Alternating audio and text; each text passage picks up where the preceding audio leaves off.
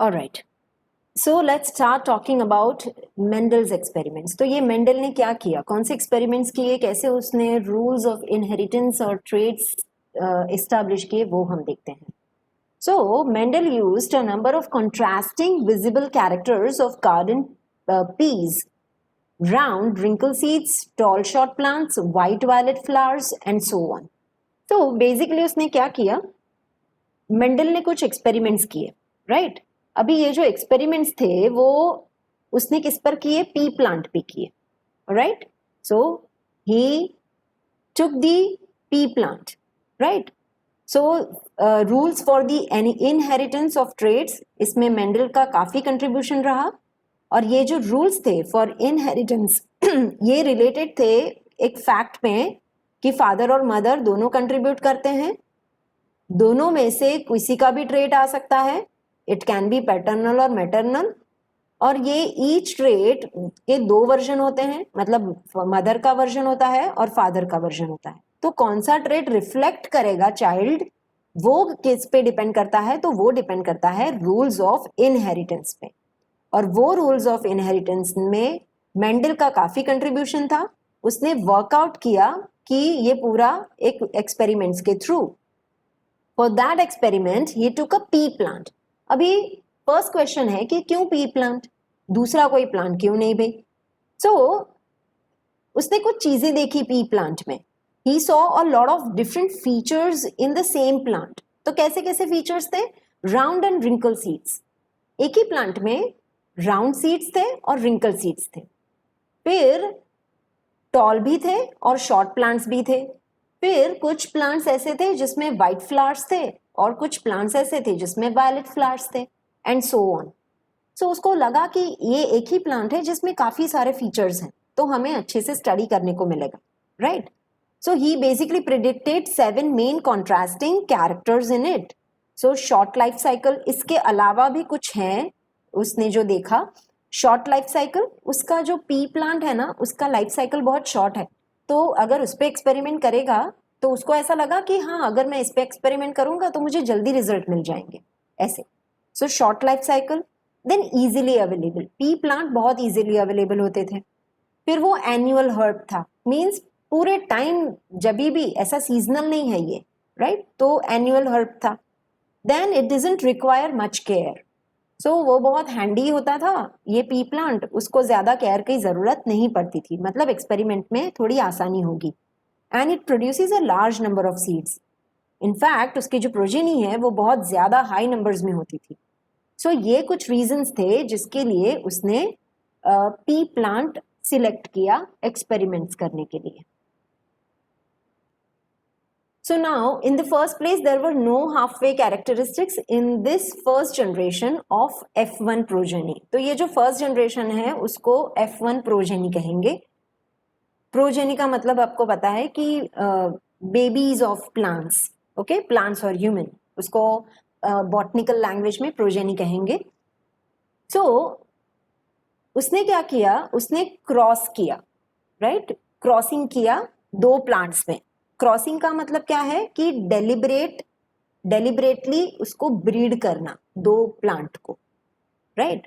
तो उसको crossing word कहते हैं।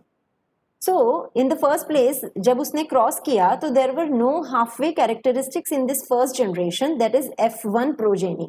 तो ये जो दो प्लांट है, एक टॉल था एक शॉर्ट था, उसको उसने डेलिबरेटली क्रॉस किया, मतलब क्रॉसिंग किया।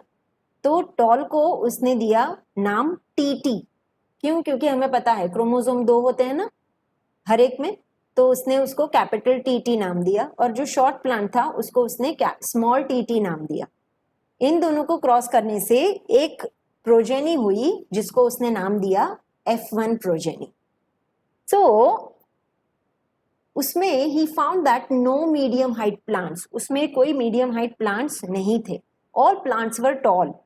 तो हावेवर पेरेंट प्लांट में एक शॉर्ट था, फिर भी प्रोजेनी में एक भी शॉर्ट नहीं था, means only one of the parental traits was scene. तो इसका मतलब कि इसमें सिर्फ एक ही ट्रेट, एक ही पेरेंट का ट्रेट्स दिखाई दिया। Okay, so the next question was, were the tall plants in the F1 generation exactly the same as the tall plants of the parent generation? So does it mean that all these tall plants they are exactly same like this tall plant? Okay, वो एक question था उसके मन में. So Mendel experiment states this by getting both the parent plants and these F1 tall plants to reproduce by self pollination. फिर उसने क्या किया, उसने इसमें से F1 में से और इन दोनों को सेल्फ पॉलिनेट होने दिया, right? So both the parental plants and this F1 tall plants to reproduce by self pollination. फिर उससे जो प्रोजेनी हुई, the progeny of the parental plants are of course tall. तो ये जो parental plants की प्रोजेनी थी वो तो सारी tall ही थी, right? However, the second generation और F2, second generation को उसने F2 नाम दिया, जो कि ये है, उसको फेलिलियल कहते हैं, इसलिए उसको F2 नाम दिया था. We don't need to go into that right now. सो फिर जो सेकेंड जनरेशन हुई थी, जब जो इनको सेल्फ पॉलिनेट होने से जो हुई थी, उसमें progeny of the F1 tall plants are not all tall. तो इसमें ही found that however the parent plants were tall, but इसमें जो थे प्रोजेनी उसमें सारे टॉल नहीं थे. सी बेसिक डिफरेंस देखो, जब टॉल और शॉर्ट को क्रॉस किया गया तो सारे टॉल थे, फिर सिर्फ ये वाले इनको लेकर जब क्रॉस किया गया तो उसमें कुछ टॉल थे और कुछ शॉर्ट थे. इसका मतलब ये जो कैरेक्टर है ड्वार्फिज्म का कैरेक्टर, वो ड्वार्फिज्म का कैरेक्टर उसमें कहीं ना कहीं था, बट रिफ्लेक्ट नहीं हुआ था. बिकॉज ये कैरेक्टर F1 प्रोजेनी में था, इसीलिए जब F1 प्रोजेनी को क्रॉस किया गया तब उसकी जनरेशन में, मतलब F2 प्रोजेनी में ये ड्वार्फिज्म का कैरेक्टर आया. F2 प्रोजेनी में ड्वार्फिज्म का कैरेक्टर आया, इसका ही मतलब है कि इन दोनों में कहीं ना कहीं ये ट्रेट प्रेजेंट है, but the only thing was it was not reflected by F1 progeny, right?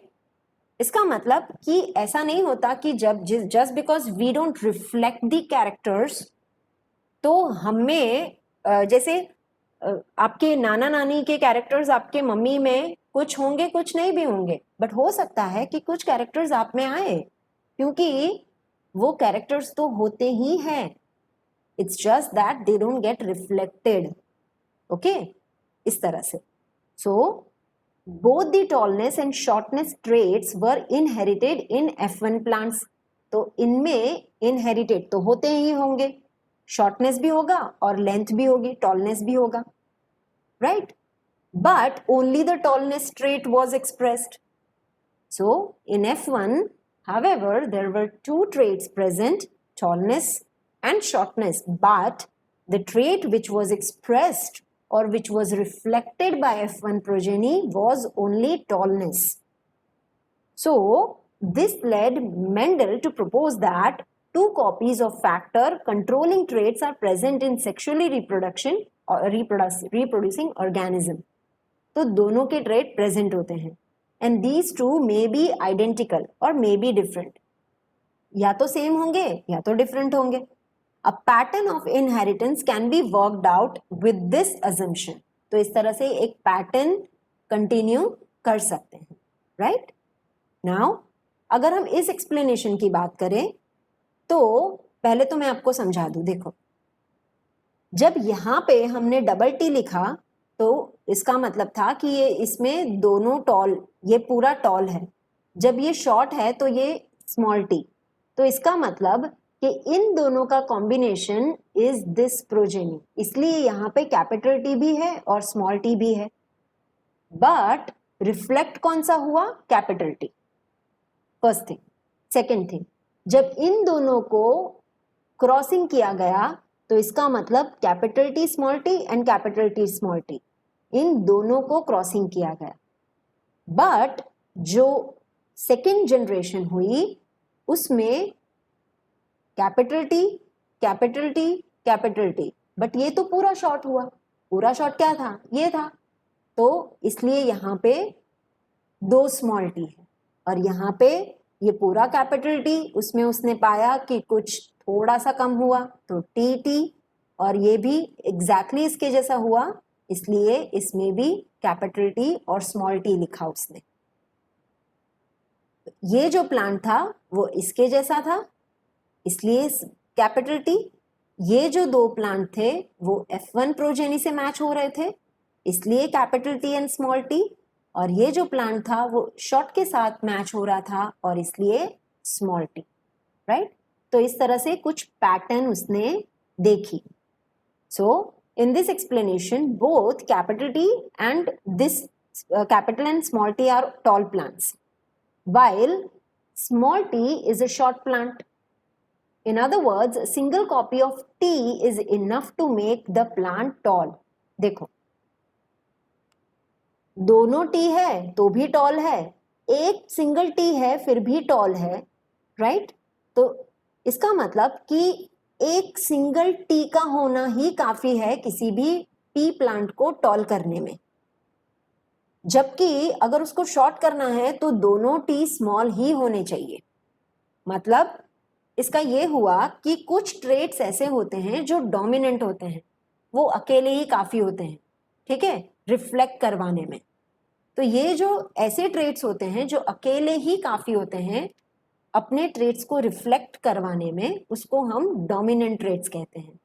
और जिनको बहुत ज्यादा ट्रेट्स की जरूरत पड़ती है, जैसे ड्वार्फिज्म को 2 टी की जरूरत पड़ी, स्मॉल टी की, तभी वो ड्वार्फ हुआ, वरना वो नहीं होता ड्वार्फ। इसलिए ऐसे ट्रेट्स को जिनको 2 की जरूरत पड़ती है या जो डोमिनेट नहीं कर पाते खुद को, उसको रिसेसिव ट्रेट्स कहते हैं, राइट। सो बेसिकली इसमें पाया गया इस एक्सपेरिमेंट में कि दोनों ट्रेट होते हैं, दोनों ट्रेट पास ऑन होते हैं, बट जैसे मैंने आपको बताया कि ये दोनों, ये शॉर्ट थे फिर भी इसमें शॉर्ट तो आया ही नहीं, इसका मतलब शॉर्ट तो बेचारा रिसेसिव रह गया। और ये जो कैपिटल टी है, टॉलनेस का ट्रेट है, वो आगे बढ़ गया और उसने खुद को रिफ्लेक्ट भी करवा लिया उसकी प्रोजेनी में। इसका मतलब कि tallness is dominant trait, okay.